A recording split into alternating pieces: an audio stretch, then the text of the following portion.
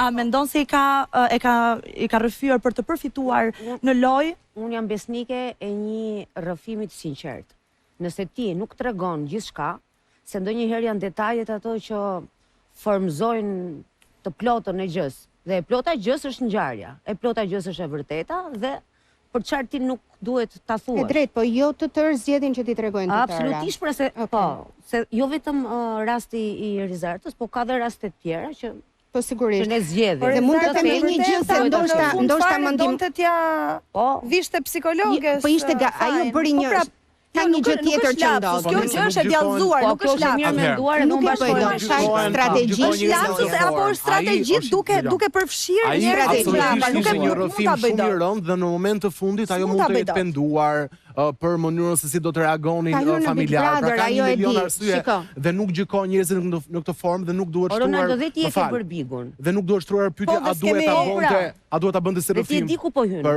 Pikërisht, po nuk ja kemi ngjeshur fajin dikujt tjetër. A të them një gjë që do marr me ne, pavarësisht se si kanë rrjedhur ngjarjet. Po, unë tani nuk e kam parasysh, por jam e bindur se si ndodh. Prandaj po them, nëse sepse e di që do ke diskutime, po psikologu e kuptoj. Shikoj, dhe sigurt kishte qenë vetëm me psikologun, ajo ka dashur të bëj diçka, por nuk mund të nxjerr vëllai atë gjë që jepet në mënyrë konfidenciale. Kjo është e pamundur, kështu që me diçka i është rënë në dy drejtime, jo vetëm psikologut, më kupton?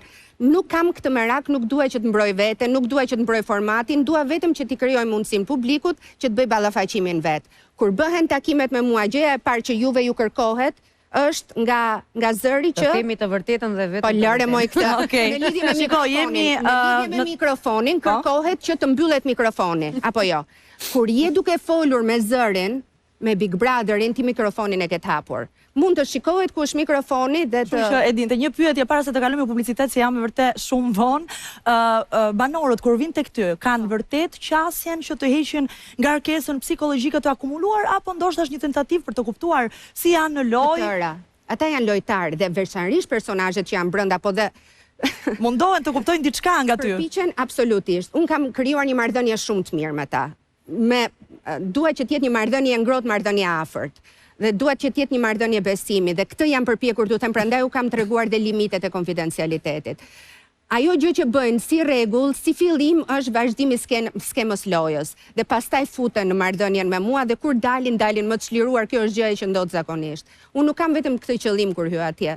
Në fakt, qëllimi është për ta kuptuar ku është personi me veten e vet, nëse është në ndonjë lloj shqetësimi që ka nevojë të adresohet edhe më përpara. Kush është banori që po për të ventiluar? Më fal një sekondë. Më fal një sekondë, Ronaldo. Jam kurioz, kuriozitet personal.